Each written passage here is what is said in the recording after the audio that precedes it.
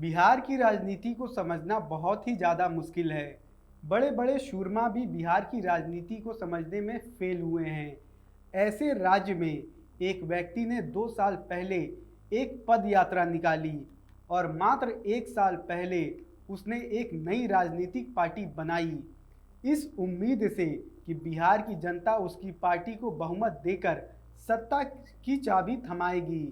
शुरुआत में तो बिहार और देश का हर नेता उस व्यक्ति का मजाक बना रहा था, लेकिन अब आलम यह है कि उस व्यक्ति को और उसकी पार्टी को इस साल होने वाले बिहार विधानसभा चुनाव का एक्स फैक्टर माना जा रहा है। जी हाँ, हम बात कर रहे हैं प्रशांत किशोर की, जो हमारे देश के सबसे बड़े चुनावी रणनीतिकार माने जाते हैं। इन्होंने ही अपनी चुनावी रणनीति और कैंपेन से 2014 में नरेंद्र मोदी को गुजरात से दिल्ली पहुंचाया था और अब प्रशांत किशोर अपनी पार्टी को बिहार में सत्ता की चाबी दिलवाने के लिए भरपूर मेहनत कर रहे हैं। लेकिन आखिर क्यों प्रशांत किशोर ने चुनावी रणनीतिकार का काम छोड़कर बिहार की राजनीति की तरफ रुख किया? चलिए जानते हैं। प्रशांत किशोर का जन्म 1976 में बिहार के सासाराम के कोनारी गांव में हुआ था। उनके पिता श्रीकांत पांडे एक डॉक्टर थे, वहीं उनकी मां सुशीला देवी एक गृहिणी थी। प्रशांत किशोर ने अपनी शुरुआती पढ़ाई बक्सर से पूरी की और कुछ समय बाद वह पटना साइंस कॉलेज चले गए। फिर वह दिल्ली के हिंदी कॉलेज में आ गए। पढ़ाई के बीच में ही तबीयत खराब होने की वजह से उन्हें बीच में ही अपनी पढ़ाई छोड़नी पड़ी। प्रशांत की गणित विषय में अच्छी पकड़ थी, इसीलिए उनके घर वाले चाहते थे कि वह आईआईटी में जाएं और इंजीनियर बने, लेकिन उनकी इच्छा ऐसा करने की नहीं थी। इसीलिए उन्होंने दिल्ली यूनिवर्सिटी के हिंदू कॉलेज में स्टैटिस्टिक्स विषय में दाखिला ले लिया, लेकिन वो यहाँ ग्रेजुएशन पूरी नहीं कर पाए और तबीयत खराब होने के कारण घर वापस आ गए। दिल्ली यूनिवर्सिटी से पढ़ाई अधूरी रहने के बाद उन्होंने लखनऊ और फिर हैदराबाद जाकर अपनी ग्रेजुएशन और पोस्ट ग्रेजुएशन की पढ़ाई पूरी की। प्रशांत किशोर ने एक इंटरव्यू में बताया था कि उन्होंने कई बार अपनी पढ़ाई छोड़ी है। उन्होंने 10वीं के बाद 3 साल पढ़ाई से ब्रेक लिया और ग्रेजुएशन के बाद 2 साल पढ़ाई से ब्रेक लिया। खैर, पढ़ाई के बाद प्रशांत किशोर ने यूनाइटेड नेशन के लिए हेल्थ एक्सपर्ट के रूप में काम किया और इस दौरान उनकी पोस्टिंग देश विदेश में हुई थी। कहते हैं कि अपने यूएन की नौकरी के दौरान ही एक कार्यक्रम में प्रशांत किशोर की मुलाकात नरेंद्र मोदी से हुई थी।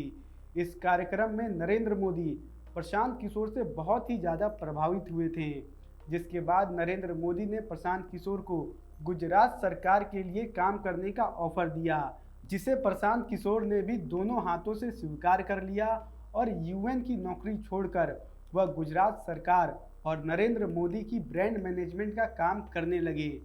प्रशांत किशोर ने 2012 में पहली बार गुजरात विधानसभा चुनाव में बीजेपी के लिए चुनावी रणनीतिकार के रूप में काम किया और बीजेपी को सफलता भी दिलाई। इस सफलता के बाद बीजेपी ने प्रशांत किशोर को 2014 लोकसभा चुनाव की भी जिम्मेदारी दे दी, क्योंकि खुद उन पर नरेंद्र मोदी का समर्थन प्राप्त था और प्रशांत किशोर ने भी बीजेपी और मोदी को निराश नहीं किया। चाय पे चर्चा, 3D rally, run for unity जैसे इनोवेटिव कार्यक्रम से सोशल मीडिया पर नरेंद्र मोदी को जनता खूब पसंद करने लगी।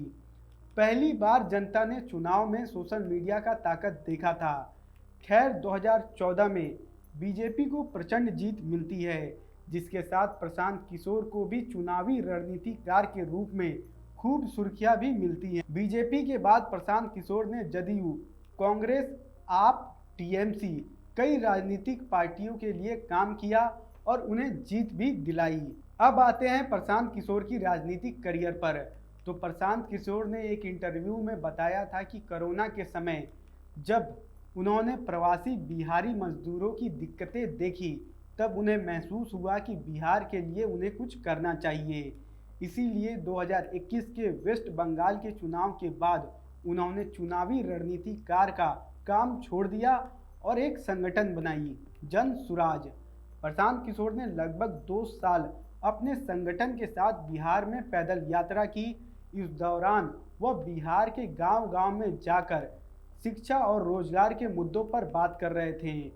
2 अक्टूबर 2024 को प्रशांत किशोर ने अपनी संगठन जन सुराज को एक राजनीतिक दल में बदल दिया और अब आलम यह है कि जिस संगठन और इंसान को एक समय हर नेता मजाक बना रहा था, आज वही दल और वह इंसान सबके जुबान पर है।